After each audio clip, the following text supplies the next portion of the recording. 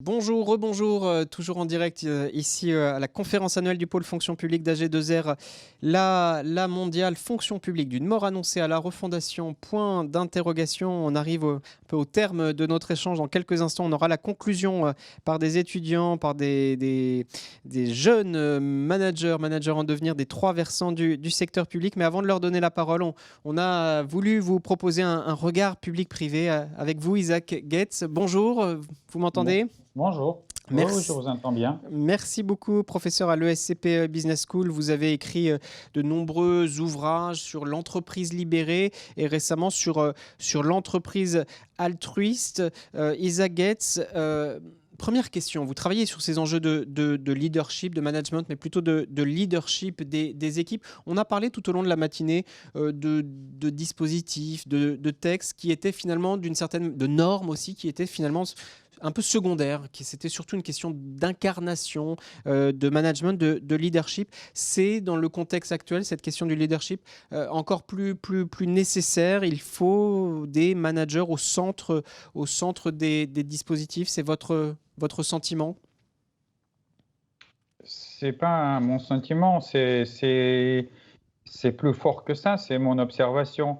J'étudie à la fois les entreprises et les organisations publiques, les administrations, et je constate depuis au moins 2005, donc c'est 15 ans déjà, j'ai observé personnellement une centaine parmi elles, et que si on veut sortir la France, mais aussi dans d'autres pays, les organisations et les salariés dans ces organisations de ce qu'on appelle le mal-être, la souffrance au travail, le désengagement, il faut passer par la transformation fondamentale et donc passer de management par l'autorité et le contrôle vers quelque chose qui est un leadership par la confiance et l'autonomie ou la liberté d'initiative. D'accord. Absolument. Est-ce que le contexte, la crise qui a apporté, qui a amené les acteurs, là on est plutôt sur les acteurs publics qu'on observe plus particulièrement depuis ce matin, les acteurs à qui on donne la parole nous disent qu'ils ont réagi en urgence, en réactivité, en proximité. Est-ce que vous pensez que tout ce qui s'est, ce logiciel, on va dire, le logiciel de leadership, logiciel de management peut perdurer sur la durée? Est-ce qu'on est sur une tendance à moyen terme, à long terme? Et c'est ce que vous espérez peut-être, Isaac Getz? Alors, encore une fois, je suis quelqu'un qui observe le terrain, donc Oui. c'est pas tant le question d'espoir qu'une question de constat. Et j'ai constaté que la crise, cette crise, mais aussi des crises d'avant, ne font que exacerber, Sylvain, vous appelez ça logiciel, mais en réalité une véritable philosophie, c'est sous-tend des organisations.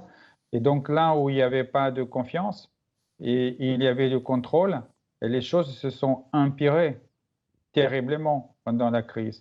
Mmh. Et les organisations qui étaient dans la confiance, évidemment, dans ces organisations, la crise n'a fait que valider ce type d'organisation et et les salariés ont pris, les salariés et aussi d'autres parties prenantes d'ailleurs, ont pris énormément d'initiatives. Maintenant, je peux ajouter, c'est un petit peu un scoop, hein, je viens de sortir et de parler de ce sujet-là, un Grenelle de l'éducation, Oui. où l'autonomie et la confiance est au cœur des propositions de la Grenelle. J'ai parlé d'un cas d'un lycée où un professeur a aussi mis en place cette philosophie au sein de son établissement.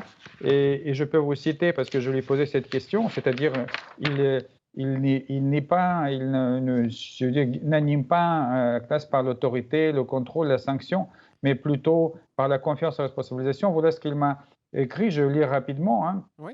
Les élèves qui m'ont déjà fréquenté sont des leaders en classe, ils coopèrent mieux, ils collaborent mieux, ils produisent vraiment en classe, ils alimentent l'ensemble des élèves qui sont incités sur des processus d'autonomisation. Par exemple, le premier confinement, les élèves m'avaient monté des sujets barèmes corrigés en guise de révision du bac, or ils savaient pertinemment qu'ils n'auraient pas à le passer. Oui. Donc voilà des exemples, mais j'en ai beaucoup, beaucoup d'exemples d'entreprise et d'organisation, comment ce type d'organisation où on fait confiance et on laisse l'autonomie, la liberté d'initiative et était extrêmement propice pour bien fonctionner pendant la crise et au contraire, comment les organisations étaient complètement paralysées là où les gens ils attendent des ordres. Ouais, l'autonomie et la confiance, encore une fois, Mm. on y revient. Vous avez sorti, vous avez publié, c'était l'année dernière, hein, cet ouvrage L'entreprise altruiste aux éditions, la maison d'édition m'échappe, peut-être vous pouvez nous la rappeler. Je Ah bah montre vous l'avez, là, voilà. voilà, je Euh, montre. C'est une petite publicité, mais c'est Albin Michel. Albin Michel. Albin Michel, on vous avait invité pour cet ouvrage, donc pas de problème. Comment Mm. vous définiriez l'entreprise altruiste, enfin l'organisation altruiste? Quelle est votre définition pour Alors, celles et ceux qui nous c'est regardent? avec Laurent Marbéché, donc on est parti, on a décidé de sortir l'entreprise libérée. Il s'intéresse effectivement à tout ce que l'organisation y met au service de salariés. Et là, on a décidé de sortir et aller vers l'écosystème des entreprises, des organisations, c'est-à-dire leurs clients. Alors, pour le public, ça peut être usagers, les fournisseurs, les communautés locales, et voir si l'organisation, l'entreprise peut se mettre au service inconditionnel des membres de leur écosystème à travers les processus de cœur de métier.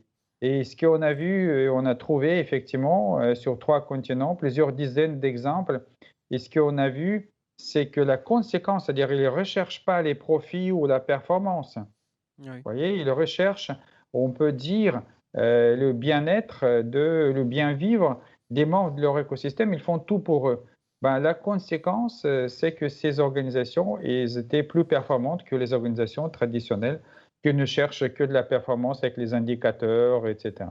Mhm. On observe, Isaac Getz, depuis 10 ans, depuis 15 ans, une gestion des ressources humaines, un management, un leadership entre secteur public et secteur privé qui se rejoignent. Ce n'est pas un constat que Mm, j'aurais formulé il y a 10 ans. Là, on le voit, des mm, cultures qui se rapprochent, à la fois des cultures d'efficacité, mais aussi mm. des cultures RH. Est-ce que ces enjeux altruistes, ce management, on peut dire aussi par la bienveillance, peut-être par le bien-être, et peut-être très approprié, plus approprié encore aujourd'hui dans le secteur public, selon vous, vous qui avez témoigné, hein, alors vous nous dites, vous sortez tout juste du Grenelle de l'éducation, vous intervenez régulièrement devant des organisations publiques, on vous avait donné la parole aussi au mois de l'innovation l'année dernière. Est-ce que Mhm. cet accompagnement altruiste, ce leadership, ce management altruiste est encore plus adapté aujourd'hui pour le secteur public et plus particulièrement dans la période? Alors, je vais pas. Quand vous parlez de management, on parle davantage effectivement de cette philosophie de l'entreprise libérée parce que Oui. on ne manage pas les usagers, on ne manage pas les fournisseurs et on ne manage pas les communautés locales, hein. Donc, on est dans les rapports spécifiques avec eux. Donc, le management, il s'applique à l'intérieur de l'entreprise. Et donc là, c'est ce qu'on appelle, nous, le leadership libérateur où se forme l'organisation. Alors, moi, c'est pas moi qui dis, moi, je n'ai pas besoin de le dire. La DITP a publié un rapport dans lequel qui s'intitule que peuvent apprendre que peuvent apprendre les entreprises libérées aux organisations et administrations publiques, quelque chose comme ça comme titre. Oui. Donc moi je ne faisais pas partie prenante de ce rapport, c'est eux qui ont intitulé et la conclusion était, il est sorti en 2019, hein, je crois que c'est le rapport le plus téléchargé de cette direction et interministérielle de transformation publique. Et Oui. donc, ils ont trouvé qu'il y en a énormément de choses à apprendre. Parmi ces centaines d'organisations, il y en avait 15 administrations qu'ils ont étudiées, à la Oui. fois la Sécu, OPH, les collectivités, etc. Donc, moi, je pense que les êtres humains sont les êtres humains, ils ne sont pas des ressources humaines, attention, ils ne sont pas capital humain dont on cherche le retour sur l'investissement, ce sont des êtres humains. Ils ont des besoins Oui. universels et ces besoins, peu importe est-ce qu'on travaille dans le privé ou dans le public, doivent être satisfaits. S'ils ne sont pas satisfaits, si l'organisation nie tout ça, parce que les gens, ils ont besoin de la confiance, de la considération, de l'autonomie, ils ont besoin de tout ça. Dans la vie privée, on en jouit. Bon, sauf ce moment-là, hein, qu'on ne peut pas sortir sans une permission. Mais globalement, c'est nos besoins. Oui. Et donc, ils sont pareils dans peu importe quel le type. Donc, dans le public, je pense, avoir parfois un petit peu une vision idéale, mais elle n'est pas idéale, hein. Il y en a aussi de la souffrance au travail dans le public, hein. Il y en a beaucoup. Je jette un œil, Isaac Getz, au fil des questions. Il y a beaucoup de réactions Oh, à votre allez-y, allez-y. témoignage. Un monsieur François, merci monsieur de témoigner. Il explique que le management bienveillant ne fait pas partie des enseignements de base chez les cadres fonctionnaires. Ne laisse-t-on pas Mhm, ces cadres, ces managers dans un non-choix qui ne mhm. bénéficie à personne? Ça s'apprend tout ça, cet accompagnement, ça passe aussi par la formation, Isaac Getz. Al- Alors, je rejoins absolument François. D'ailleurs, et on peut dire à votre spectateur que je suis intervenu dans les différentes branches, hein, de la fonction. Et une des choses que me dit que là où on forme nos cadres-là, il faut que vous interveniez là-bas. Mais pour l'instant, il y en a très peu d'établissements de formation qui m'ont invité. Et effectivement, c'est vrai que on ne parle, vous avez parlé tout à l'heure, Sylvain, qu'on amène du monde de privé vers le monde public. Parfois, on peut apprendre les meilleures choses, hein. Et Ça va dans les donc, deux la sens, oui. vision de management par les objectifs, avec les KPIs, les indicateurs, le reporting et tout ça, c'est les entreprises, elles essaient de quitter tout ça. C'est s'il y a 20 ans, il y a 30 ans, tout ça. Il y a beaucoup d'expérimentation pour quitter tout ce monde-là. Et donc, le problème, effectivement, que peut-être dans ces écoles-là, on a quelques dizaines d'années de retard et on enseigne ce que dans les entreprises, on peut-être il y a faisait 20 ans. Et c'est absolument vrai. Alors, heureusement qu'il y a aussi Acteurs Publics TV, il y a aussi mes livres, il y en a, il y en a d'autres moyens par lesquels ce message de cette philosophie est véhiculé. Il y a aussi cette conférence annuelle du pôle fonction publique d'AG2R, la mondiale. Dernière question avant de renvoyer vers vos ouvrages. Isaac Getz, ça veut dire à vous écouter que cette fonction publique qui a pris des indicateurs du privé, des enjeux d'efficacité, sans peut-être s'appuyer suffisamment sur les femmes et les hommes qui font la fonction publique, il est temps certainement d'insister sur le bien-être, sur la qualité de vie au travail, sur la santé, sur la prévention. C'est en creux votre message? Alors, je peux faire un message encore plus subtil, si on peut le dire ça. Euh, Quand vous mettez en place des indicateurs, et donc les gens sont jugés par les chiffres, un des résultats, c'est pas intentionné, hein, c'est que les chiffres seront faux. Ah oui?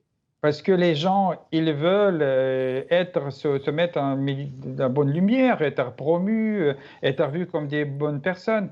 Et parfois, malheureusement, hein, les circonstances, etc., les moyens, tout ce qu'on veut les empêche. Donc, il y a finalement euh, si vous voulez, aller vers des bons chiffres plutôt que la réalité. Je connais une entreprise dans laquelle on appelle ça les indicateurs pastèques. Ils sont verts à l'extérieur et rouges à l'intérieur. Excellent. Donc, il y a beaucoup, beaucoup, beaucoup j'aurais dit, des défauts dans cette façon. Mais le principal, Sylvain, vous avez évoqué, si on utilise tout ça, on ne fait pas confiance à des gens, on les contrôle et après, il y a des carottes et des bâtons qui arrivent comme la suite de ces indicateurs. Plutôt que, attention, ça ne veut pas dire que c'est l'anarchie, plutôt qu'il y a d'autocontrôle et qu'il y a des indicateurs, mais c'est des indicateurs que les équipes éventuellement vont élaborer pour elles-mêmes. Comme on regarde quand même le tableau de bord dans la voiture pour savoir la vitesse à laquelle on roule. Oui. Donc voilà, on en a besoin des indicateurs, mais c'est des indicateurs que nous font sens et pas servent à la hiérarchie pour nous contrôler. D'accord. On a intitulé la séquence juste avant vous, Isaac Getz, Faisons enfin confiance aux acteurs des territoires. On va intituler votre séquence En finir avec les indicateurs pastèques, si ça vous va. Pour pouvoir faire confiance. Pour pouvoir faire Voilà, confiance. absolument. Merci pour ce témoignage, ce regard public-privé. Je renvoie vers votre ouvrage, L'entreprise altruiste. C'était sorti, publié l'année dernière. Merci beaucoup, Isaac Getz, d'avoir témoigné ce matin. Pour celles et ceux qui êtes avec nous, vous êtes encore plusieurs centaines. On conclut dans un instant, dans quelques secondes, avec la parole. La parole, c'est toujours très plaisant. C'était très plaisant l'année dernière, ça le sera encore. Restez avec nous. La parole aux managers de demain qui sortent de l'ENA, qui sortent de l'INET, qui sortent de l'EHESP. Restez avec nous. On écoute leurs conclusions. À tout de suite.